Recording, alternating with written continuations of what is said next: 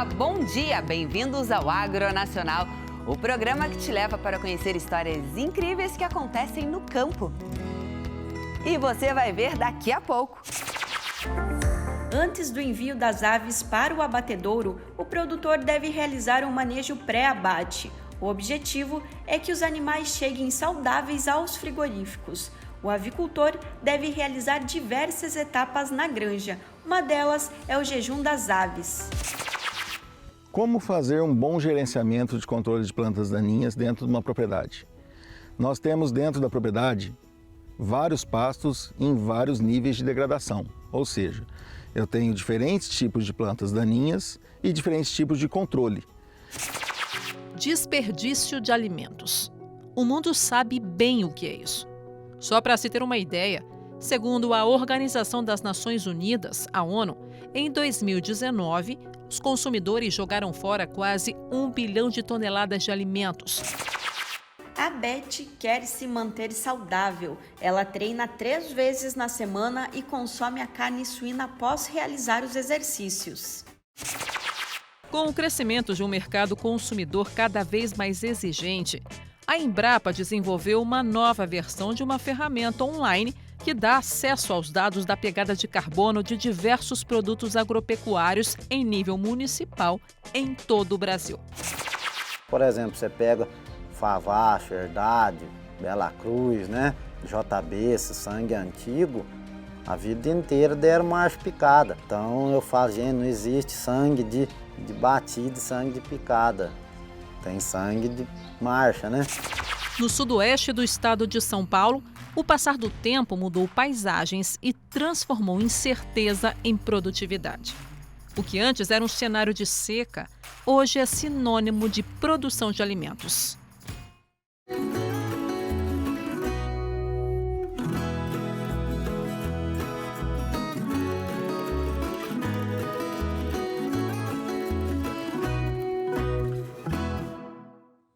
Olá, você está assistindo ao Agronacional, um programa da TV Brasil em parceria com o Canal Rural. E eu, Jaqueline Silva, te convido para me acompanhar nesta jornada pelo mundo agro. Toda semana trazemos grandes iniciativas que acontecem por todo o país. E começando o programa de hoje, vamos conferir como é feito o manejo pré-abate numa granja de aves. O jejum de alimentos sólidos, a movimentação das aves e uma boa hidratação são fundamentais para o processo.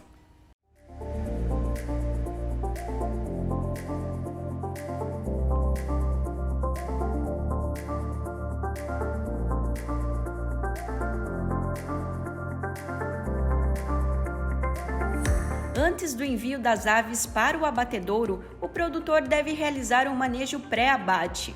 O objetivo é que os animais cheguem saudáveis aos frigoríficos. O avicultor deve realizar diversas etapas na granja. Uma delas é o jejum das aves.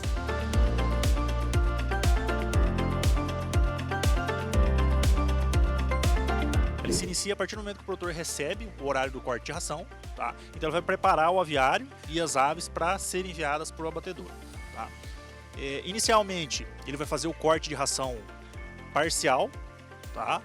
Para que a gente atenda o tempo de jejum, que são as 12 horas, né? Perante a legislação, para atender o bem-estar animal.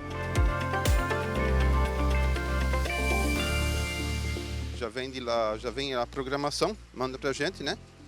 E daí tu faz esse tal de corte parcial, que interrompe, né, em 2 partes o corte, né, da ração. Sai, vamos supor, ali é uma parte de aves que tu faz um jejum, aí a outra que vai sair por último, ela continua comendo para atender o pedido para não ficar passar por causa do jejum, né? Senão ela fica muito tempo sem se alimentar.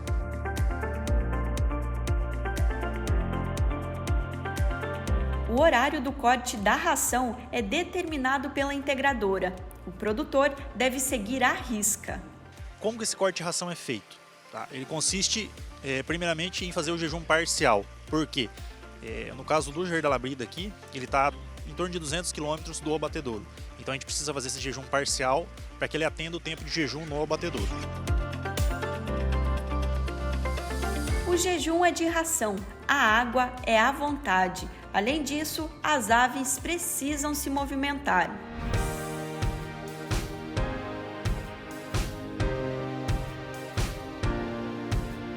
Se o produtor não tiver com a vazão adequada, ou se ele não se atentar em perceber se realmente tem água no bebedouro, para fazer a movimentação das aves, pode gerar um problema também. Tá? Porque é sempre associado, a movimentação das aves com o jejum, ela está associada com o consumo de água, tá? Para que a ave consiga excretar as fezes do intestino. A movimentação é simples, mas deve ser feita com cuidado. É que as aves não podem se assustar. Não assustar muito frango na hora que a gente passa, que mexe com ele, que geralmente é no manejo, Então ali que frango geralmente ele se risca, ele se assusta, começa a pular um por cima do outro, onde que vai riscando, Se o produtor fizer algum erro de manejo durante o pré-abate, principalmente na movimentação das aves, a gente pode ter problema com o reto cheio, que é a víscera cheia, no abatedouro. Pode ter problema com dermatose, dermatite, tá? Que são lesões de pele que influenciam bastante no aproveitamento da carcaça do frango, no abatedouro.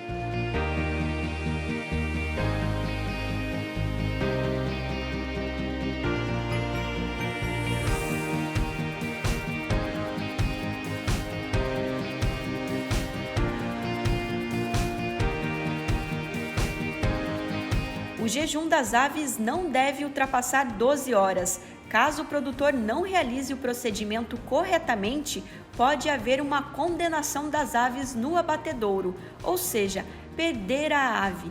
Isso é ruim para o produtor e para a integradora.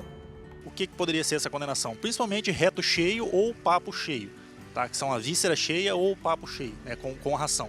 Tá? Então, no momento que ela entra no abate, as máquinas vão acabar rompendo o intestino e vai acabar contaminando carcaças ali do lado. Tá? Então tem essa questão de contaminação, tá? Principalmente contaminação fecal, no abatedouro.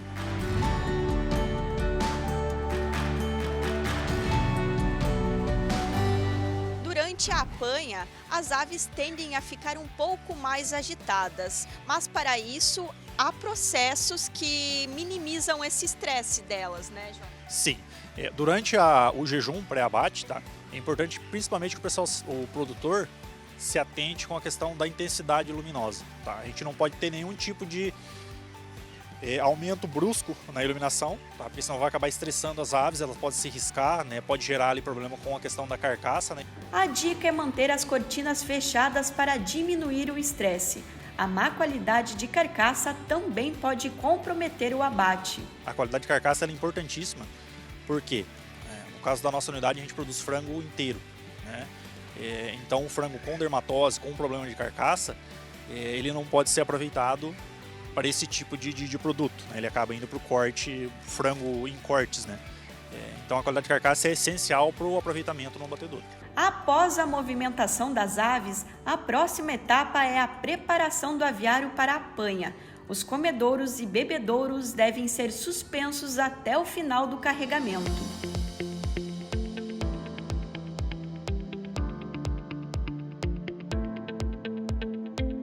Então tem que ser um manejo calmo, de preferência quando for erguer as linhas de comedouro e bebedouro, tem que ser um procedimento com calma, bem feito, sob controle, porque senão ele pode gerar muito estresse nas aves. Tá? Pode gerar um amontoamento de aves, em determinado canto do galpão, em algum ponto. Isso aí pode gerar, em alguns casos críticos, até mortalidade. Tá? Então, assim, o procedimento em si ele é simples, porém tem que ser bem feito, porque senão pode gerar problemas. Durante a apanha, deve-se respeitar ao máximo o bem-estar animal. Dentro do aviário, os canos de carregamento são baixados cuidadosamente. É onde que vai os canos no chão, E é onde corre as caixas em cima. Chega o caminhão, desce as caixas, Onde vão os frangos. E daí existe um cano que vai no chão, no aviário, onde que corre as caixas em cima, porque senão não tem como transportar, É muito pesado, então faz uma quantia de pilhas de caixa e vai escorregando em cima desses canos, E até o caminhão. Mas antes, o caminhão passa por uma desinfecção. É uma maneira de garantir que nenhuma contaminação entre na granja. Então, primeiramente ele vai entrar ele vai passar pelo arco de desinfecção, né? Vai fazer a desinfecção de todo o veículo, né? Caminhão, caixas, né? Ele vai se posicionar na lateral do aviário. O produtor já vai ter posicionado os canos de carregamento, tá? E em seguida a equipe chega e começa a descarregar as caixas e jogá-las para dentro do galpão. Aí lá tem eles chamam de rampa, que é uma esteirinha que leva para cima do caminhão. E daí a equipe vai empilhando as caixas no caminhão onde que vai para o abatedor. Então as aves são colocadas na caixa, tá? De acordo com o peso médio delas vão ser colocadas, um exemplo, 6, 8, 9 aves por caixa, vai ser de acordo com o peso médio delas, certo? Então a equipe de apanha faz esse procedimento, coloca elas dentro da caixa, a caixa é fechada, eles fazem um empilhamento, né? E retornam ela para o caminhão para serem carregadas. A apanha das aves geralmente é feita nas horas mais frescas do dia.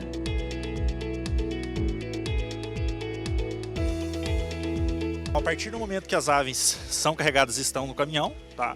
O produtor faz a molha, tá? Que é o famoso molha-frango, tá? No caso da nossa unidade ele é feito, tá? E auxilia na questão do bem-estar das aves, né? Então, a partir do momento que o caminhão é molhado e ele está em movimentação, ele auxilia na refrigeração das aves. Para o avicultor, ver as aves dentro do caminhão é um momento de realização, o resultado de um trabalho feito com amor e dedicação. Orgulho porque foi mais um lote, né?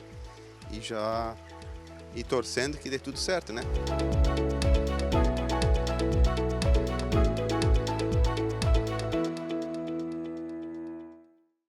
Você vê quantos cuidados os avicultores devem ter para evitar qualquer tipo de contaminação no abate dos animais. E agora vamos falar sobre plantas daninhas. Elas nascem de forma espontânea e podem interferir negativamente na agricultura. Vamos conferir como é feito o gerenciamento e o controle das plantas daninhas em uma propriedade rural. O gerenciamento de plantas daninhas dentro de uma propriedade é uma atividade viva, que a todo momento nós temos que realizar as mudanças necessárias. Quando nós chegamos num pasto, nós vamos olhar de forma geral o seu percentual de infestação e vamos atribuir o percentual de cada planta invasora. Eu vou identificar qual é a minha planta daninha, qual que é a modalidade de aplicação e quando que eu vou realizar a aplicação. Então, nós podemos ter pastos mais infestados e menos infestados. Quando eu realizo essa categorização das áreas de pastagem, eu tenho um mapeamento de toda a fazenda. Eu vou ter as prioridades de onde começar uma aplicação nas áreas que tem mais capim, que tenham maior capacidade de recuperação. Essas áreas eu vou atuar primeiro, antes daquelas áreas mais infestadas com plantas duras, mais degradadas. E hoje nós estamos aqui no Mato Grosso do Sul no auge da seca. E hoje nós olhamos o pasto que ainda tem perfilhamento. Quando nós pensamos em áreas degradadas, de baixa fertilidade, onde o bioma está se regenerando, nós vamos notar áreas com pouca ou muito baixo estande de capim e muita infestação de planta daninha, como nós podemos mostrar aqui ao lado. Como fazer um bom gerenciamento de controle de plantas daninhas dentro de uma propriedade? Nós temos dentro da propriedade vários pastos em vários níveis de degradação, ou seja, eu tenho diferentes tipos de plantas daninhas e diferentes tipos de controle. Tenho plantas que são controladas via foliar, área total tratorizada, plantas de fácil controle, exemplo, guanchumas, açapeixe, malvas.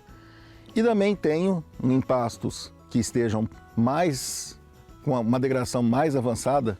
Quanto mais o pecuarista demore para intervir numa área de pastagem, deixando que aquelas plantas de fácil controle evoluam para plantas de mais difícil controle e deixar o bioma se regenerar, maior é o custo para trazer ela para a fase produtiva. Então, quanto mais cedo você agir, controlar as plantas daninhas de fácil controle, manter a pastagem produtiva, é mais econômico do que deixar a pastagem se degradar. E quando nós não temos um planejamento, um gerenciamento de controle de plantas daninhas, o que acontece com uma área de pastagem? Ela aumenta a sua infestação, passando de plantas anuais, bianuais, seguindo para plantas de difícil controle até ela se regenerar como o bioma da área. Então essa área vai juquirar e vai ter que novamente ser reformada, ser corrigida, ser adubada e depois entrar no processo de formação com semente, com todo o custo dessas operações. Então, o gerenciamento e o planejamento de controle de plantas daninhas garante que eu tenha uma longevidade na minha área de pastagem, junto com as boas práticas de manejo da área e que eu dê condições para o capim produzir de forma adequada. Nós temos, dentre os diferentes tipos de controle de plantas daninhas, o controle mecânico, que nós podemos citar roçadeira, podemos citar mata-broto, podemos citar rolo-faca. Esses controles são paliativos, mas também podem ser úteis no controle químico de plantas daninhas, porque quando eu tenho uma área que a planta está muito alta, que eu não consigo entrar com o trator para aplicar, eu utilizo da roçada ou do rolo-faca para manejar essa planta daninha e deixar ela num porte para uma boa aplicação e bem folhada. Então, a roçadeira passa a ser um material de manejo para realizar o controle químico de plantas daninhas. Quando nós pensamos em gerenciamento e controle de plantas daninhas, nós estamos pensando em recuperação de áreas. Então, vem a pergunta, né? Quando fazer e por que fazer? Nós já temos o levantamento da área, já temos todo o histórico de cada pasto. Nós vamos fazer a operação de forma mais assertiva possível. Nós vamos destacar os pastos de plantas de mais fácil controle, eliminar a mato-competição logo no início das águas e deixar que o pasto se recupere ao longo da estação chuvosa. Tenho pastos que eu vou entrar mais para o final, no início da seca? Sim. Quando eu vou realizar controle localizado, toco ou basal, eu já posso pensar em pastos que têm infestação de plantas mais duras e realização desse controle mais para o final das águas, não impactando, competindo com a aplicação foliar em áreas de mais fácil controle. Quando eu entro no final das águas ou começo das secas, eu faço um controle localizado, seja toco ou basal, deixando assim o pasto limpo para a próxima estação das chuvas, para ele comece a produzir bem e continue produzindo. E sempre após o controle das plantas daninhas, é recomendado ter a veda do pasto. Essa veda, esse período sem o pastejo do gado, dá condições para a gramínea se recuperar e para que nós possamos aplicar o manejo correto daquela forrageira. Então, sempre após o controle de plantas daninhas, vamos dar o período para que o pasto tenha sua recuperação. E quais são os passos seguintes após o controle das plantas daninhas? Na parte de intensificação da produção de pastagem. Eu posso pensar numa correção, numa adubação, numa melhor colheita através de uma divisão de pasto. Todos esses pontos vão ajudar a produzir mais e a colher melhor o capim. A gente viu como o gerenciamento das plantas daninhas permite a longevidade das áreas de pastagem e o crescimento sadio do capim. Então vale investir, né? O brasileiro joga fora cerca de 60 quilos de comida por ano, segundo dados da Embrapa. Algumas medidas simples, como técnicas para aumentar o prazo de validade dos produtos, a conscientização das pessoas e o reaproveitamento de sobras, podem ajudar no combate ao desperdício de alimentos. Vamos conferir. Desperdício de alimentos. O mundo sabe bem o que é isso. Só para se ter uma ideia, segundo a Organização das Nações Unidas, a ONU, em 2019, os consumidores jogaram fora quase 1 bilhão de toneladas de alimentos, o equivalente a 17% de toda a comida que compraram. No mesmo ano, 690 bilhões de pessoas estavam subnutridas. Além desse contexto, mais de 30% das emissões totais de gases do efeito estufa têm origem no sistema alimentar. Números que assustam porque alimentos não consumidos representam um gasto de energia e de recursos que poderiam ser melhor aproveitados. Mas vem cá, como é que a gente resolve essa questão? Uma primeira coisa é reduzir o desperdício, aumentando a vida útil dos alimentos, para dar ao consumidor mais tempo e ao distribuidor mais tempo para que estes alimentos possam ser consumidos e vendidos. Então, esse aumento de vida útil se faz à base de soluções naturais, que não são químicas, que ajudam basicamente a alargar essa vida útil. A outra parte de também trabalhar em reutilizar as mermas. Não se pode reduzir tudo, então se tem capacidade com ingredientes biotecnológicos, tipo enzimáticos, fermentação, para reutilizar essas mermas. Ainda segundo a ONU, 1/3 de todos os alimentos produzidos acaba como perda ou desperdício, o suficiente para sustentar mais de 2 bilhões de pessoas, o que representa 936 bilhões de dólares de custo para a economia global. Medidas simples, como conscientizar as pessoas de que é seguro consumir alimentos até o término da data de validade, ajudam a impedir o descarte prematuro de alimentos. A redução desse desperdício, somada a uma logística inteligente de distribuição, é uma ótima estratégia para combater a fome no país. Você sabia que o Brasil é o 4º maior produtor de carne suína do mundo? E o consumo interno aumentou muito nos últimos tempos. Você vai ver agora como a carne de porco tem sido consumida cada vez mais por quem quer ficar em forma.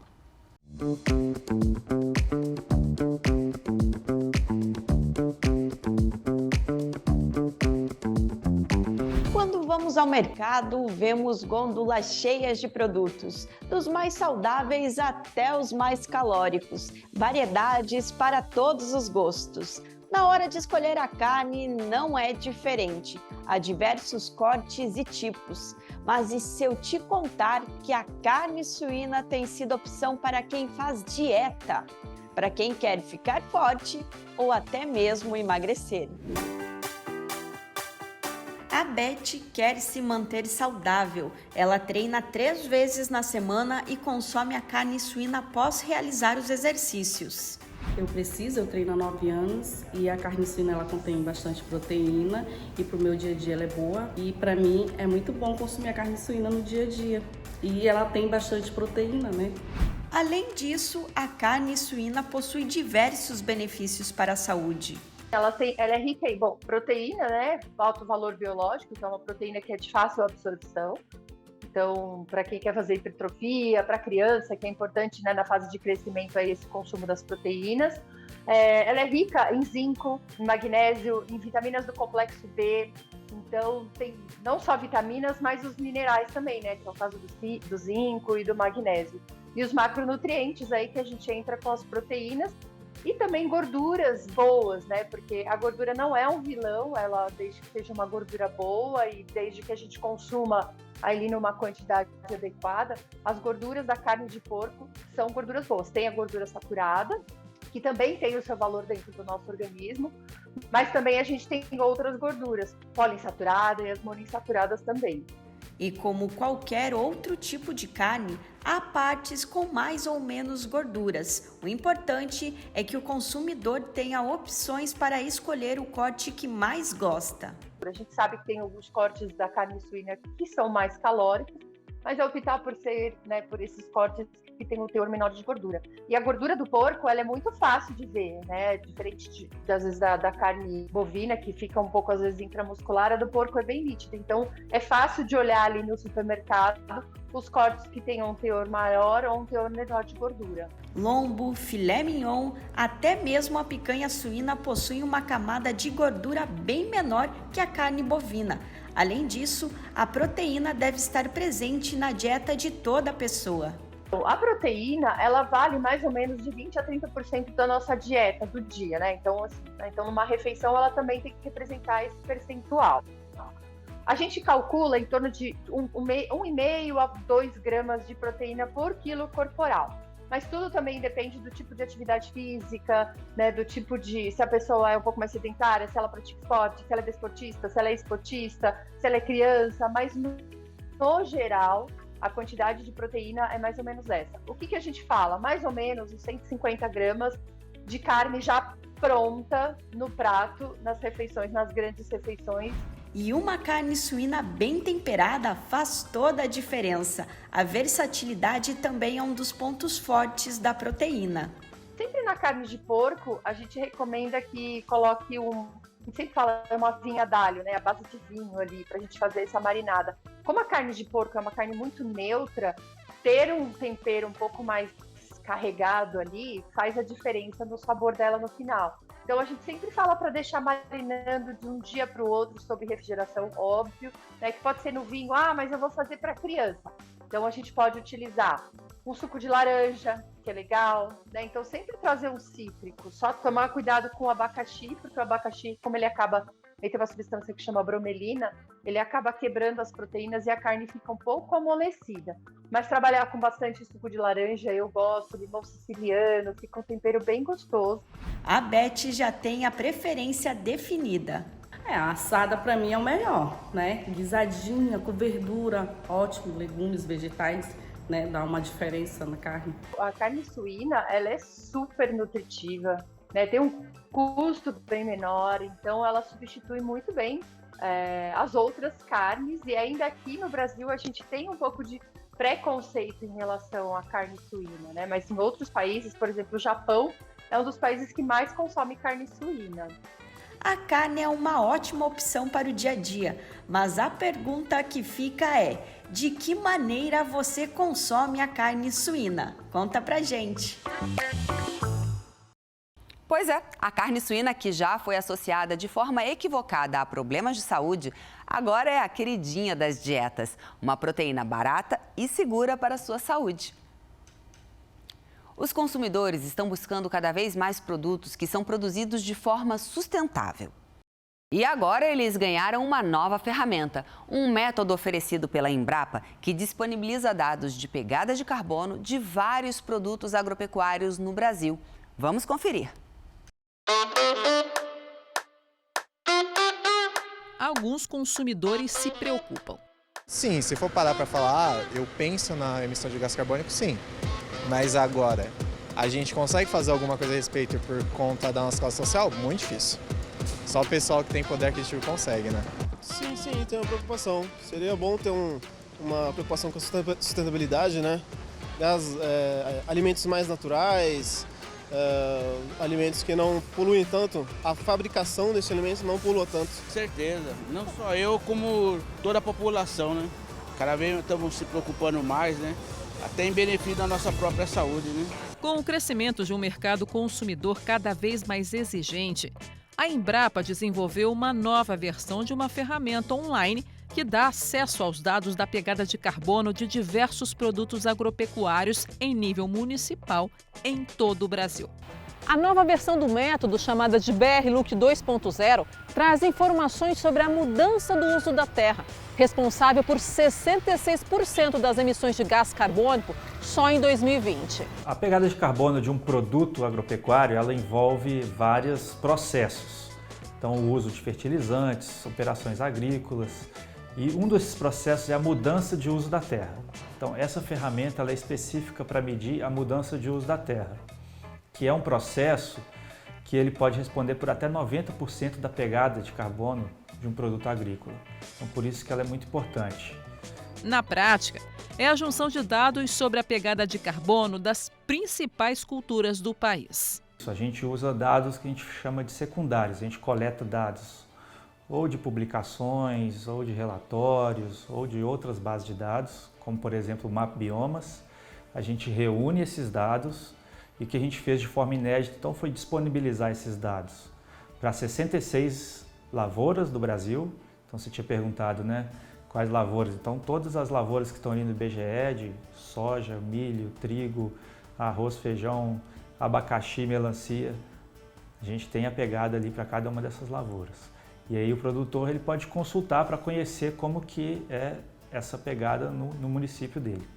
A nova versão associou a agricultura à emissão de CO2 em 2019 por mudança no uso da terra. Do total emitido, 81% estão relacionadas às pastagens plantadas. Esses dados são solicitados na maioria dos protocolos internacionais de pegada de carbono. Com a ferramenta, é possível analisar o uso da terra no passado e a diferença de estoque de carbono entre o uso anterior e o atual.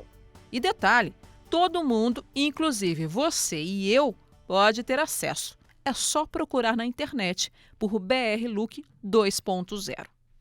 A Embrapa é uma empresa pública que realmente orgulha os brasileiros. Parabéns por mais um belo trabalho. E agora vamos ver mais uma matéria da nossa série imperdível sobre cavalos nacionais campeões.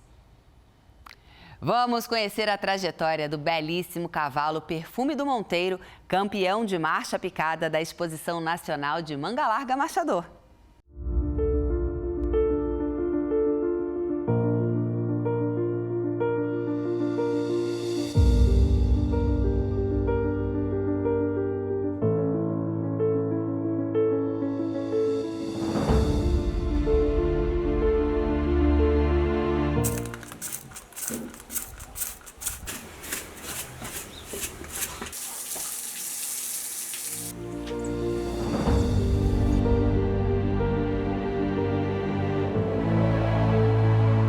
Cavalo que você começa a reparar as angulações dele, garupa, membro, frente, né?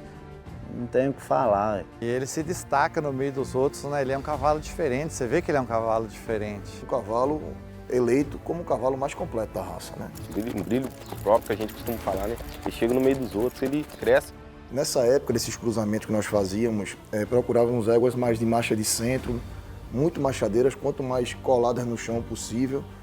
E o Perfume é o resultado desse acasalamento. Filho do elfo do Porto Azul, nosso garanhão principal, na lira Favatinha, que vai o sangue do Favacho Consciente. Ele saiu daqui, ele tinha 1 ano e pouco, mais ou menos. Ele chegou lá para casa com 14 meses de idade. Eu criei ele, não comprei direto do Monteiro, criei ele dentro da baia, soltava em piquete. Cabresteado, ele já veio cabresteado, mas eu deixei cabrecer ele melhor ainda que ele precisava.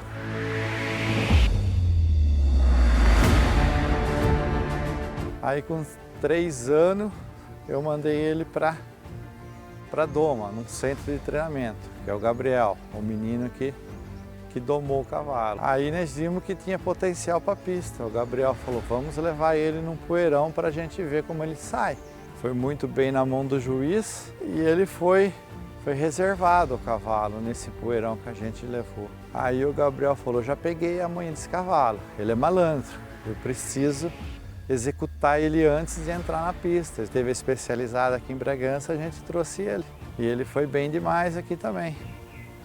Ele ganhou a categoria.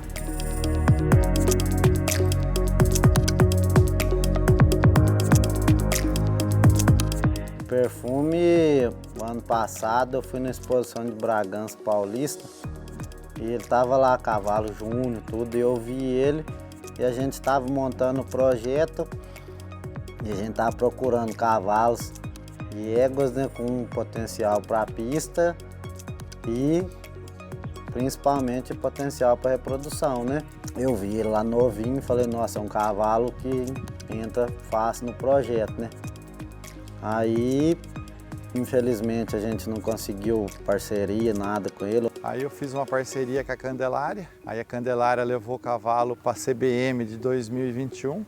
Lá ele ganhou a categoria e foi pro grande, ficou em 4º andando. Aí não deu certo mais a parceria com a Candelária.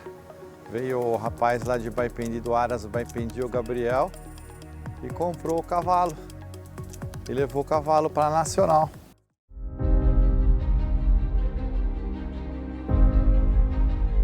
Antes da Nacional surgiu a oportunidade da gente estar adquirindo 50% dele, trazendo para cá para preparar. Essa venda foi acho que uns 40 dias antes de começar a Nacional. O dia que eu fui lá montar no cavalo, estava muito fora de forma. Por exemplo, o cavalo estava parado fazia acho que uns 6 meses. E é difícil você preparar, acho que a preparação da Nacional é uma preparação que leva 1 ano, né? E ele, um cavalo que foi preparado para o CBM, e um cavalo que tem muita facilidade, né, de aprender, tem um temperamento de sela muito bom. O Marlon fez um convite, né, perguntando se eu não queria dar uma força para ele lá na Nacional, né. Aí eu vim aqui, vi o cavalo, desde o primeiro dia que eu bati o olho nele, eu achei ele muito bonito. Aí começamos a preparação dele, né, que o prazo estava curto. Ele se mostrou um cavalo muito inteligente, pegava rápido as coisas, né. Cavalo que tem muita genética, né, e a mãe é a Lira Favatinga. Tem muito sangue do Favacho Consciente, né. Um sangue antigo que dá muita marcha. Por exemplo, você pega Favacho, Herdade, Bela Cruz, né? JB, esse sangue antigo, a vida inteira deram marcha picada. Então eu falo, gente, não existe sangue de batida e sangue de picada. Tem sangue de marcha, né?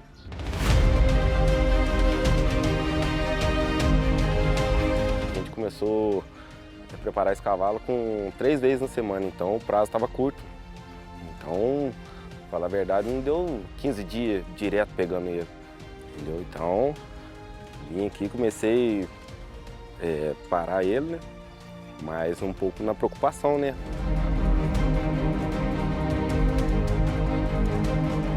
Eu fiquei sabendo meio por alto que ele tinha mania de querer brincar dentro da pista, acho que uma vez ele foi até retirado também. Então, é um cavalo que eu foquei muito nele,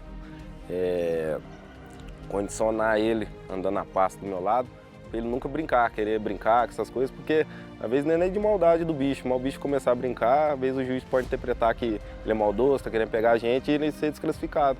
Então, foquei muito nessa parte, caminhar com ele, parar ele. Graças a Deus, o pensamento, a estratégia que nós usamos com ele deu muito certo. E ele se mostrou desde o começo, para mim, um cavalo muito tranquilo, nunca me deu trabalho nenhum. Um cavalo para digerir tudo isso que foi passado para ele, né? Nesses 30 dias de treinamento anda nacional, se um cavalo não tiver a cabeça boa, genética boa, né? Ele não consegue.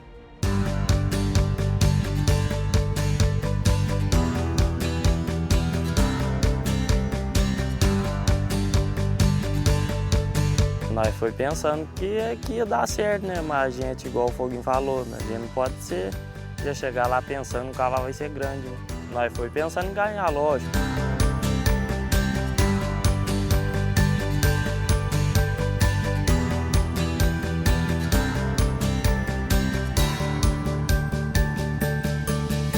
O campeão nacional de marcha picada cavalo jovem 2022 é Perfume do Monteiro.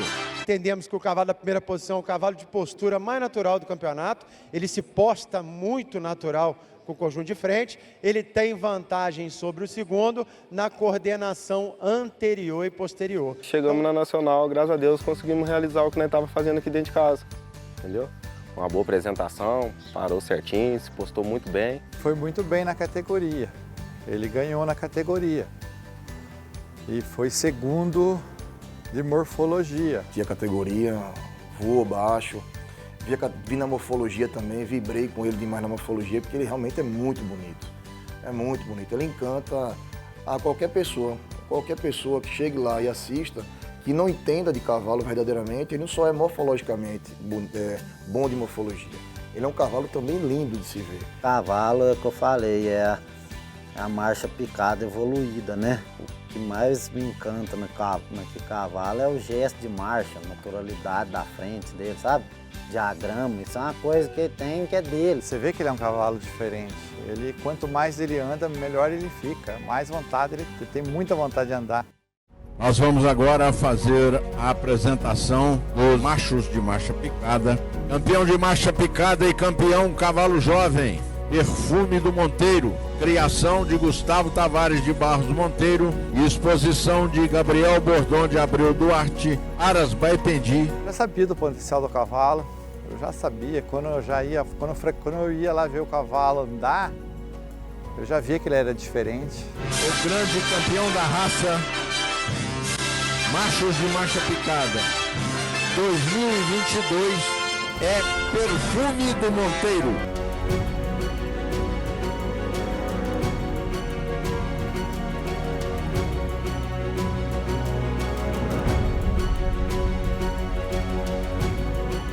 Não foi eu que apresentei, mas foi a mesma coisa que eu apresentei, né? É muita alegria você subir a rampa, admirar um cavalo grande, campeão nacional. Assisti pela televisão e fiquei muito feliz. Fica contente, né? Bom demais, né? É uma alegria que espero ter mais vezes, né? Foi um parado no grande da Nacional, né? Um nível daquele. Então eu queria parabenizar eles, os proprietários atuais do perfume, que realmente levaram o perfume ao nível máximo de preparo. É um título que muda a vida de um aras, de todo mundo, né? Porque hoje o cavalo é o número 1 da raça, né? Parece um sonho, né? Parece não, é um sonho que... não sei se eu ainda acordei ainda desse sonho não, viu? Agora ele vai descansar um pouco. Em 2024 ele volta para a pista. Agora é focar na reprodução, né? Ver o que realmente o cavalo vai produzir. Foi realmente um grande acerto do Araé Monteiro, sem sombra de dúvida. Gratificante para qualquer aras produzir o melhor cavalo do Brasil, né?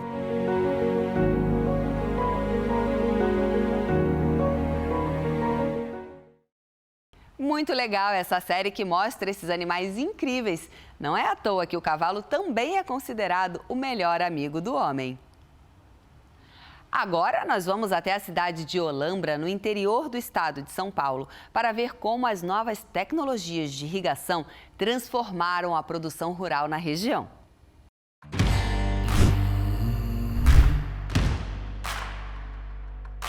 No sudoeste do estado de São Paulo, o passar do tempo mudou paisagens e transformou incerteza em produtividade. O que antes era um cenário de seca, hoje é sinônimo de produção de alimentos. Do alto do seu primeiro trator, o Massey Ferguson 1973, o produtor rural Mário Vandenbroek revive sua história e conta como a irrigação transformou a produção. O primeiro contato com a irrigação foi aqui na cooperativa Olambra. Eles plantavam palmas, eram flores, né? E a gente via o pessoal irrigando e sobrava um pedacinho de terra que eles irrigavam um trigo, uma sojinha, e aquela produzia bastante. E com aquela, a gente vendo aquilo lá, a gente falou, nossa, acho que nós temos que começar com irrigação, porque a seca aqui sempre é muito grande, sempre a gente precisa quebrar veranicos, né? Então daí a gente optou por começar com irrigação autopropelido. Isso foi em 1984, compramos um autopropelido. É um cano, um rolo, né, que fazia irrigação. No final da década de 80, os produtores começaram a perder a sua lavoura com veranicos aí de 15 a 20 dias, né, e viram a importância de buscar alguma tecnologia que desse maior estabilidade para a produção. E nisso eles conheceram o sistema de irrigação por pivô central, lá na região de Guaíra, que naquela época ela era referência, e a partir disso nós introduzimos a irrigação aqui na nossa produção. Foi através da prática de molhar o solo intencionalmente que a região de Paranapanema ficou conhecida como Celeiro Paulista.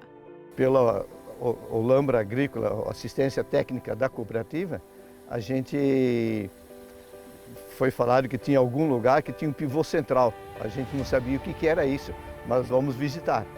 Daí nós fomos a Guaíra, visitamos um pivô central e voltamos todos encantados. De tão bonito, tão interessante para conseguir salvar uma lavoura, para irrigar. Então a gente voltou daquela viagem, já fizemos uma comissão e já compramos os pivôs centrais, que esse aqui é um dos primeiros pivôs que foi colocado aqui na Olambra. A região de Paranapanema é responsável pela produção de 70% do algodão, 25% do feijão e trigo, em torno de 22% da soja e do milho colhido no estado de São Paulo. Hoje a irrigação, além de trazer uma eficiência maior de produção, qualidade do produto e diminuir o risco para o produtor rural, ele traz economicamente um desenvolvimento melhor para toda a região. Você tem uma melhoria muito grande do IDH, que é o Índice de Desenvolvimento Humano da região, a partir do desenvolvimento do agronegócio na nossa região, porque nós estamos numa região apta para isso. E socialmente falando, nós temos, né, a melhora das pessoas, né, e do desenvolvimento das cidades. Para a especialista, o que deu sustentabilidade para o cultivo na região foram chamados pequenos barramentos. O que são esses pequenos barramentos? São áreas, né, os pequenos açudes que a gente capta a água da chuva no momento mais chuvoso do ano, que aqui no verão chove aí em torno de 1.200 a 1.400 milímetros, né, a nossa pluviometria média anual. Então, na época do verão, chove-se com uma frequência maior, a gente acumula essa água nos pequenos reservatórios para usar numa época de seca ou de menor precipitação durante o ano. E isso contribui de que forma? Você mantém a vazão dos rios regular, né? Você capta uma água para continuar na bacia, ela infiltra para o lençol freático naquele momento, ela continua no ciclo hidrológico e ainda você utiliza para irrigação. Isso, no meu entender, os pequenos barramentos hoje trazem essa sustentabilidade. Segundo a CNA, Confederação da Agricultura e Pecuária do Brasil, o país tem potencial para expandir a área irrigada sem comprometer outros usos de recursos hídricos por meio de tecnologias. Atualmente, o país tem mais de 8 milhões de hectares irrigados com potencial para 55 milhões apenas sobre áreas que já estão em uso. Aqui na propriedade, a preocupação não é apenas com a água, não. O solo também é foco de cuidado. Eles trouxeram um plantio direto de Ponta Grossa na década de 80 e há pelo menos 30 anos fazem uso dessa tecnologia. Quais as vantagens? Porque eu sei que são inúmeras, né? Sim, defensivo não muito, mas erosões, eólica ou de chuva forte, então a gente consegue guardar a terra aqui. Carbono, se faz plantio direto, você retém o carbono, né? E retém mesmo. Um estudo conduzido por pesquisadores da Embrapa comprovou que o uso de práticas agrícolas sustentáveis, como o sistema de plantio direto em áreas irrigadas, é capaz de aumentar o estoque de carbono do solo, reduzindo a liberação do gás carbônico na atmosfera. Bom para o planeta e para o seu Mário, que vai continuar fazendo o que ele sabe fazer bem. A gente quer produzir, precisamos de irrigação por causa disso, então a gente precisa de liberdade para conseguir trabalhar. A gente quer fazer preservação do meio ambiente, tudo do melhor jeito possível. É tudo isso que a gente precisa, né, para a gente conseguir produzir alimento, que é o que a gente sabe.